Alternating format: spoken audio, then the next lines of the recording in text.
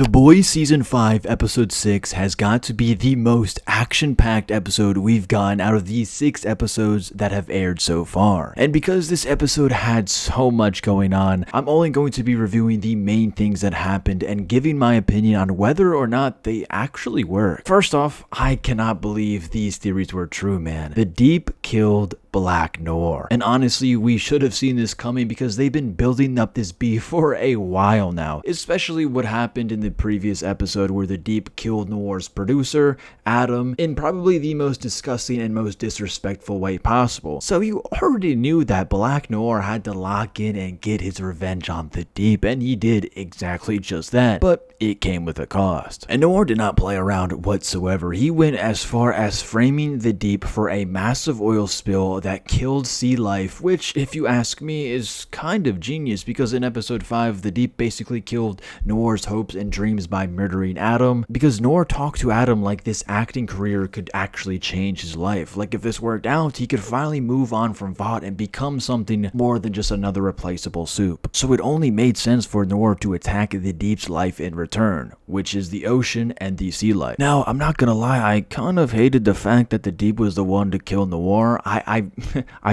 really wish it was the other way around, because bringing back Black Noir after he died in season 3 already kind of felt pretty pointless to me. But now it even feels even more pointless. He came back, did almost nothing important, and then died again. He was basically just a fill-in for the original Noir, who actually had real history, real mystery, and actual real feats behind him. The replaceable Noir had literally none of that. Now, the boys obviously wanted to get the V1 before Homelander did, and their big genius plan to get Bombsite in their sight, haha, see what I did there, was to capture his lover, Golden Geisha. And as you can probably guess, that plan went about as stupidly as expected. But to be fair, it wasn't entirely stupid because it did get Bombsite to pull up on them. But the problem is, it also started one of the craziest fights of the entire episode. When the boys tried to get Bombsite to hand over the V1, he was not budging at all. And then things got even worse when Homelander got the drop on them by using Golden Geisha's Vault Alert necklace to track her location. But before Homelander could even get there, Bombsite went into an all-out brawl with the boys. And of course, they couldn't do absolutely anything to Bombsite. They were clearly trying their best, but this man was clearly not someone they could just jump and overpower. Then Soldier Boy pulled up before Homelander could because Sister Sage texted him to pull up. And that's when the episode really kicked into another gear. Soldier Boy and Bombsite start throwing down, and you can feel this wasn't just a random fight. These two had over 80 years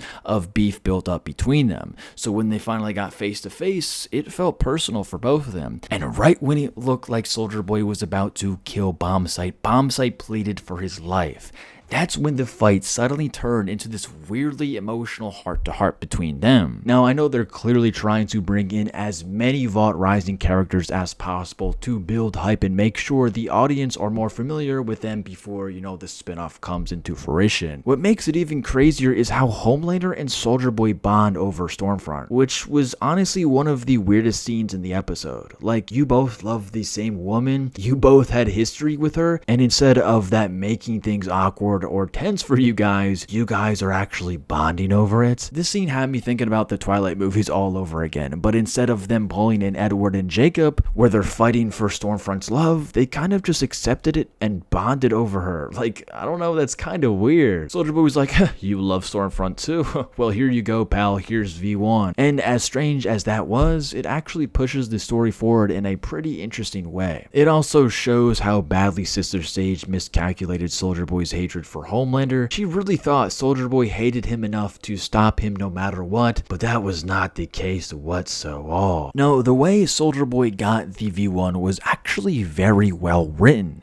in my opinion. Now, I theorized before the episode that Bombsite wouldn't just give up the V1 out of the kindness of his heart, because of course nothing in life is free, and of course he was going to need some kind of payment to give to Bombsite for that V1. And that reason ended up being way more emotional than I expected. Bombsite wanted Soldier Boy to depower him so he could live the rest of his life with his significant other. Now, he had been keeping V1 just in case his lover ever decided she wanted to become immortal with him. But that day unfortunately never came because in the first place she never wanted to become immortal. So instead of chasing power forever, he decided he wanted to become mortal and eventually die by her side. And honestly, I thought that was really well done. It beats Homelander or Soldier Boy just beating the hell out of Bombsite until he gave up the V1. That would have been pretty predictable and kind of boring, I'm not gonna lie. Instead, this made the moment feel deserved. It gave Bombsite a real reason to let it go, and it also showed that even this late in the boys, there is still some humanity left in certain soups. Then Homelander finally gets what he's always wanted.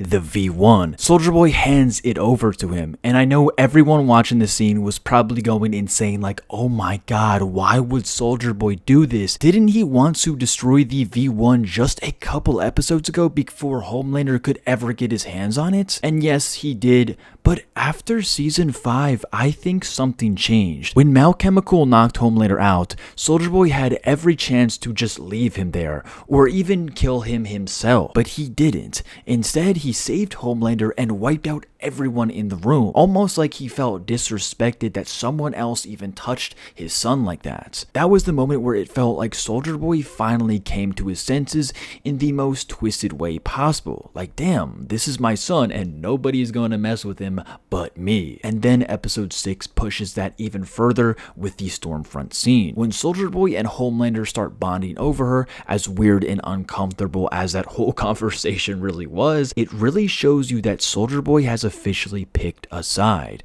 He's not trying to stop Homelander anymore. He's not going to destroy the V1 anymore. He is now going to hand it right to him. And to me, that is insane because I never thought we would get to this point at all. I never thought Soldier Boy would go from trapping Homelander in a radiation cage to basically handing him the biggest power upgrade of his entire life. But that's what makes the episode go so insane. It takes the relationship between Homelander and Soldier Boy in a direction I genuinely did not expect at all. Even Sister Sage and all the boys had this look on their face like, oh my god, that was impossible. There's no way Soldier Boy just did that. But man, oh man, what an episode. I am so happy we are finally back in the action because episode 6 felt like this season just hit the gas again. And if this is what we're getting now, then episode 7 and 8 are going to be absolutely bonkers. Now that Homelander has the V1 in his system, Soldier Boy is on his side. I don't even know what's going to happen, but this is going to be insane. Now, please let me know what you guys think about this in the comments down below. Do you think Soldier Boy should have never given Homelander the V1? Or do you actually think it made sense that he handed it over after him and Homelander bonded over Stormfront? Because I'm not gonna lie, I still do think that writing choice was a little bit iffy. I understand what they were going for, and I get that Soldier Boy is starting to see Homelander differently now, but going from wanting to destroy the V1 to literally handing it over to him is still a pretty wild jump. And now I'm actually really curious to see how Homelander is actually going to die, because if he was already almost unstoppable before,